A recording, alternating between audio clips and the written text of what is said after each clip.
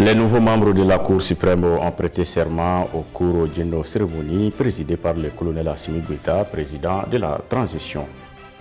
La Caisse malienne de sécurité sociale va suspendre les pensions des 20 000 personnes non recensées lors du contrôle physique dès la fin de ce mois d'août.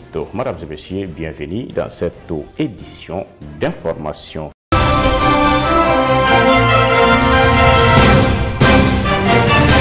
Les nouveaux membres de la Cour suprême ont été installés dans leurs fonctions par le président de la transition, son Excellence le colonel Assimi Goïta, au cours d'une cérémonie de prestation de serment. Le procureur général a invité les nouveaux magistrats au respect du devoir et de la réglementation en vigueur dans le domaine de la magistrature. Il les a appelés à plus de professionnalisme et aussi à donner l'exemple du respect des lois de leur pays. La Caisse malienne de la sécurité sociale a initié un contrôle physique de ses pensionnés. Sur 63 000 pensionnés, 20 000 manquent à l'appel. La Caisse malienne de la sécurité sociale a annoncé la suspension des pensions de 20 000 personnes non retrouvées dès la fin de ce mois d'août. Toumani Keita. La CMSS encaisse les cotisations des différents régimes, concède des droits des bénéficiaires des différents régimes, sert des prestations aux bénéficiaires de tout autre régime ou tranches gérées par la CMSS et régularise les droits à pension des différents bénéficiaires. Du 18 juin au 31 juillet 2023, elle a procédé au contrôle physique des pensionnés. Sur les 63 000 pensionnés, 20 000 manquent à l'appel. Il y a 63 000 pensionnés, mais près de 70 000 pensions à payer. Puisqu'il existe des personnes qui peuvent avoir deux pensions, comme les cas de réversion d'invalidité. Le directeur de la CMSS, Ishaka Kone, qui a rencontré beaucoup de corporations et d'associations de retraités, a félicité tous ceux qui ont aidé la CMSS dans ce travail. À cette occasion, l'adjoint au directeur Alassane Traoré a dévoilé les résultats du contrôle physique.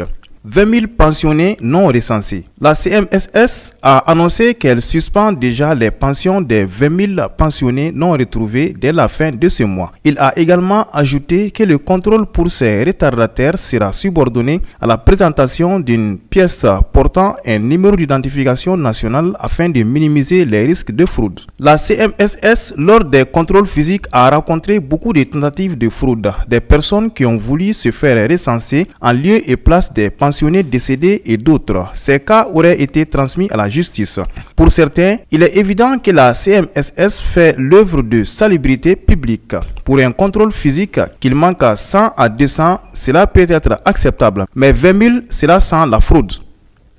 La lutte contre le détournement de deniers publics se poursuit. Les autorités de la transition en ont fait une priorité. La justice a procédé à des mises sous mandat de dépôt ces derniers, notamment le cas de l'ancien président de l'Assemblée nationale, Ishaka Siribé, et son directeur financier, Mamoudou Touredi Bavier, accusés d'atteinte aux biens publics. Parmi tant d'autres, les citoyens se sont prononcés sur leur interpellation.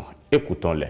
C'est aux environs de 11 heures que nous avons rencontré nos interlocuteurs en commune 5 du district de Bamako. Ils sont tous au courant des récents événements qui ont conduit des personnalités en prison pour avoir détourné l'argent public. Les citoyens maliens estiment que la justice est à féliciter et à encourager pour mettre fin à l'impunité dans notre pays.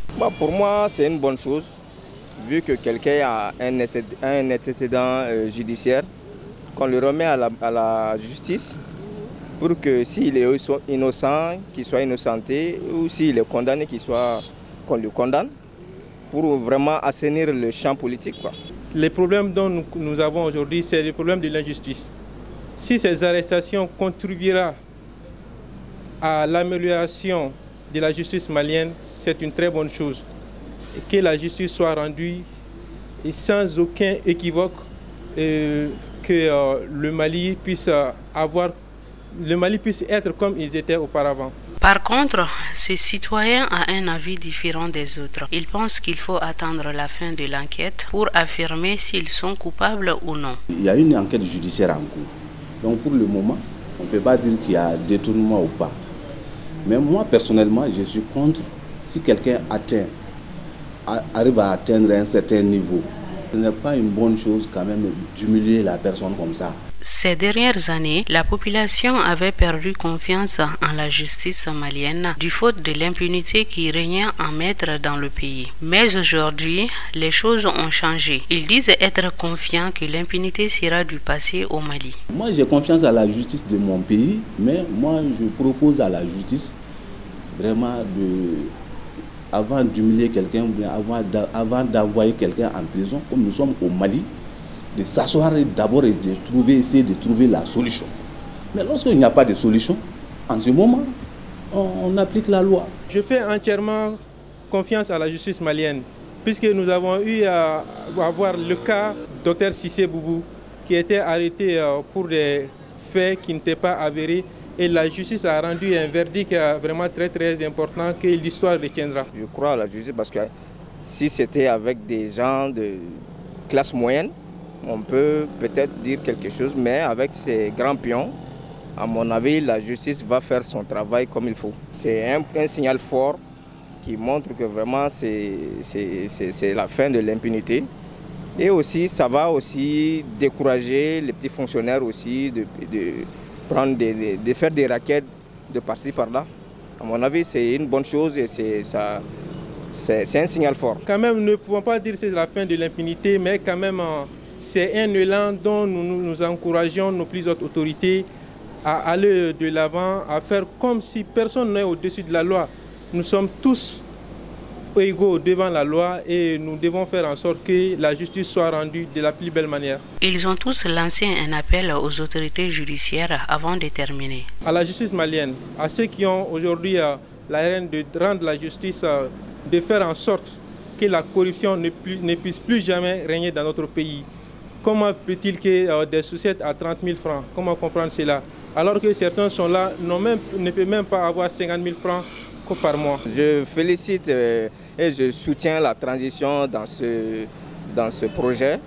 En réalité, je pense que je leur souhaite d'aller jusqu'au bout. La campagne agricole 2023-2024 bat son plein à Boukouni grâce à une amélioration de la pluviométrie. Les cultivateurs ont occupé les champs malgré la présence de certains insectes sur des cultures maraîchères. Au mois de juin dernier, les champs sont en train d'être labourés. Abdou Ouattara.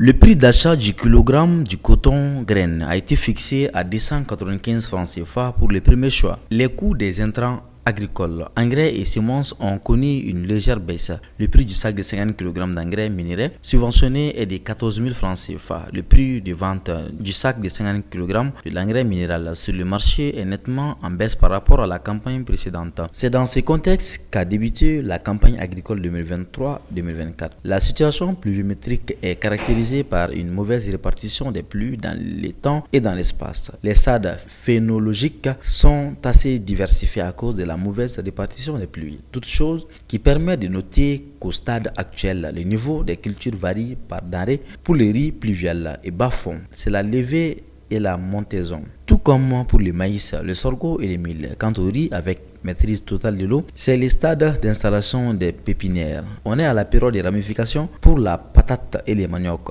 Pour l'arachide, c'est la ramification, préfloraison, formation des gousses, voire maturité par endroit. La situation phytosanitaire a été marquée par la présence des araignées rouges et les criquets sur certaines cultures maraîchères, notamment le gombo en mois de mai et celle des chenilles légionnaires courant la dernière décade du mois de juin-mai qui ont été maîtrisées avec l'utilisation du Rapax.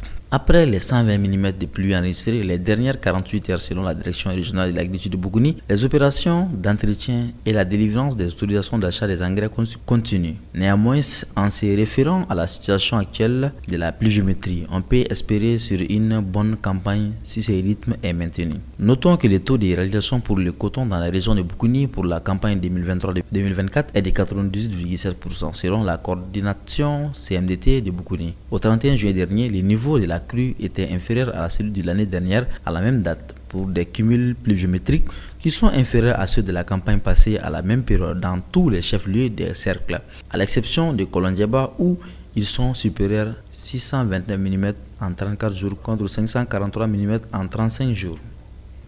C'est ce qui met fin à cette édition. Merci à vous de l'avoir suivi. Bonne suite de programmes sur Niata TV.